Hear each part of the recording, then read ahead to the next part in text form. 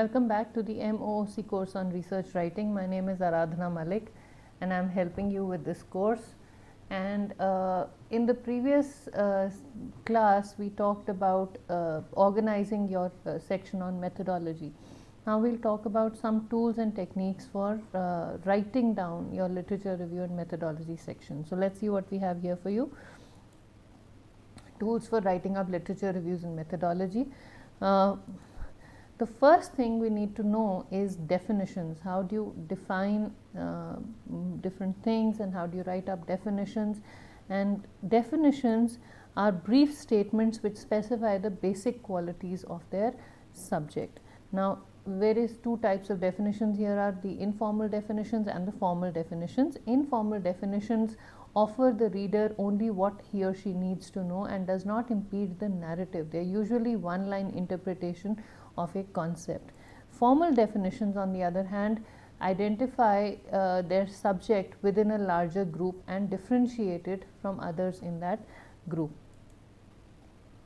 Descriptions, on the other hand, are detailed definitions. Descriptions help you elaborate what your audience needs to know about the subject, the way whatever you're talking about works internally, what does it produce, what it looks like, etc. So descriptions are detailed definitions. They have more detail than a definition. They talk not only about the concept but its use, its how it works, its outcome, its the physical features, etc. Various types of descriptions. Functional description discusses a machine or tool in terms of the work it performs. Now this is helpful when you write up your methods section or when you're describing your sample. Descriptions, definitions and descriptions will be useful when you're writing up details of the samples you have selected, the method you have, the method you're going to use and the tools that you're going to use within that method. Physical description discusses an object in terms of its composition and or appearance. So what does it look like, what it's composed of, etc. Functional description talks about what something does.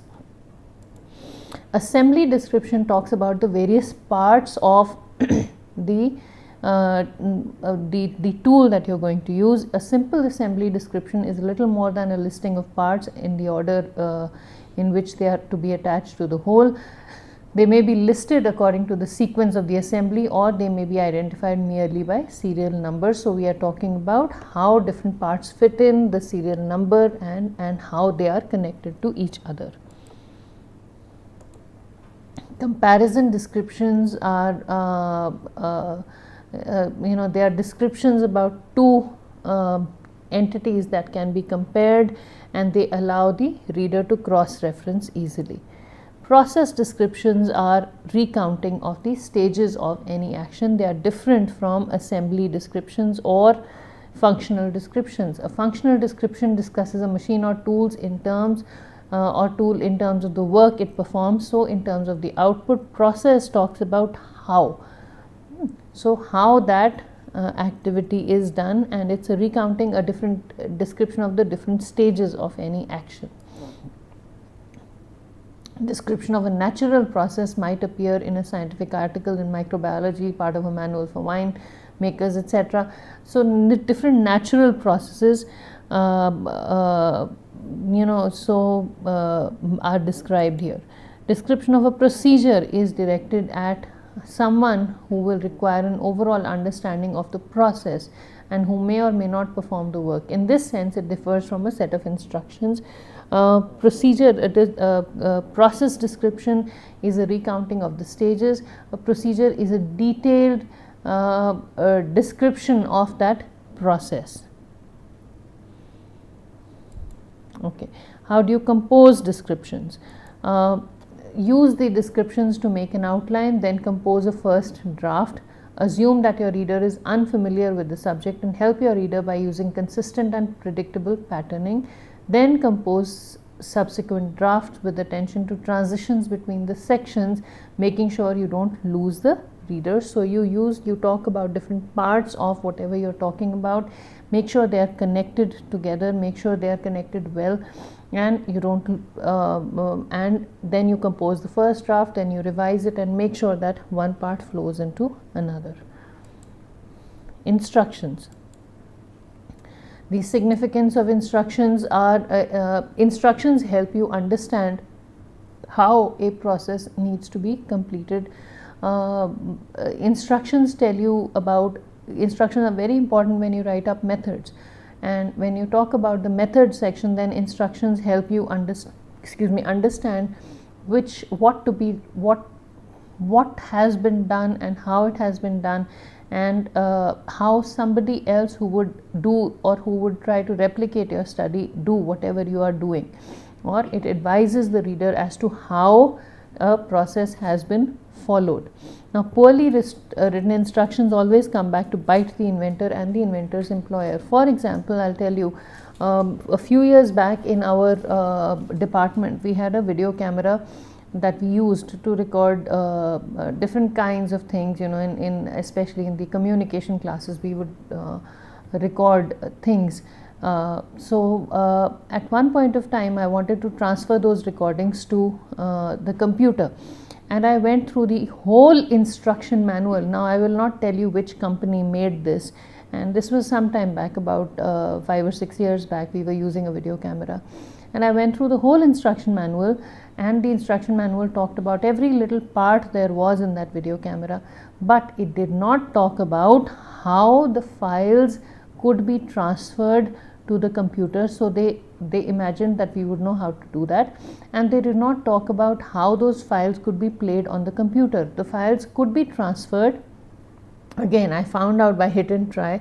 They assumed that the person using that video camera would know how to transfer the files to the computer, and even though they had explained which part went in where and what the cable looked like, and you know, how to charge the video camera, that particular piece of instruction was missing. They also did not tell us how to play those files, because the files were recorded in a format that is different from the formats we normally use for video recordings. So that, I felt, was such a big flaw in those instructions. So similarly, we assume that the reader of our instructions knows what we are talking about. Many times we don't. I had to take the model number of the camera, I had to go online, and I had to search for how the camera could be used and how a specific format of the files could be converted into a format that could be played through the commonly available video players.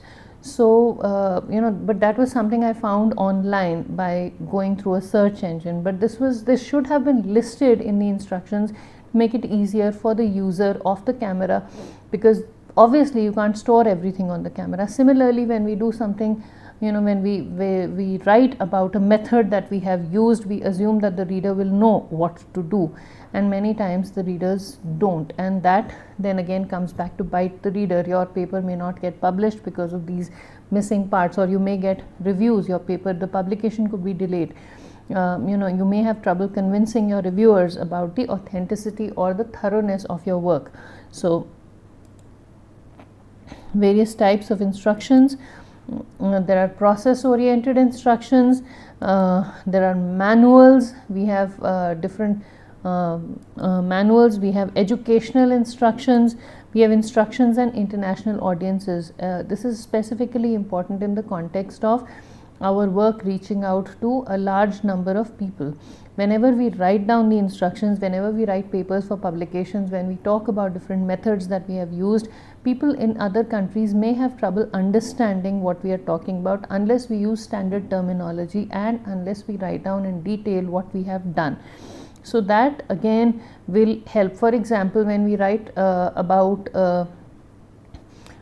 say when we are talking about currency, for example, in India we use currencies called lakhs and crores.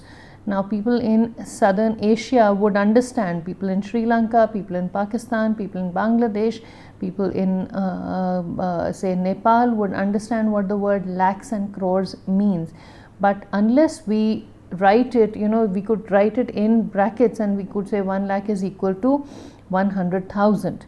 So, that is something that we could mention, and that will help international audiences relate to it. Similarly, if we just talk about millions and billions in excuse me, when we are writing a paper about, say, currency, and we only talk about millions and billions, and we talk about bighas and the canals, and these are measures of real estate, so excuse me, of land. So, unless we use both terminologies, put one in the bracket and the other outside the brackets, it will become difficult for people to relate to it. So, we must write down these instructions in clear terms. Okay, and in India, for example, when we're talking about switches, excuse me, so we say switch on something, and or press the switch down. So, whereas or turn the tap left, and in other countries, turning something clockwise or anti-clockwise could be differently interpreted.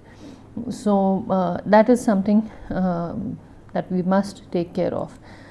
Instructions and new communication technologies. When we are talking about instructions, it's always a good idea to have an online support for the instructions that we are talking about, especially when we are dealing with machines. With the part number, the model number of the machine should be mentioned clearly in the instructions that we are writing down, for especially for research in the engineering sciences or in the pure sciences where we are using standard machines.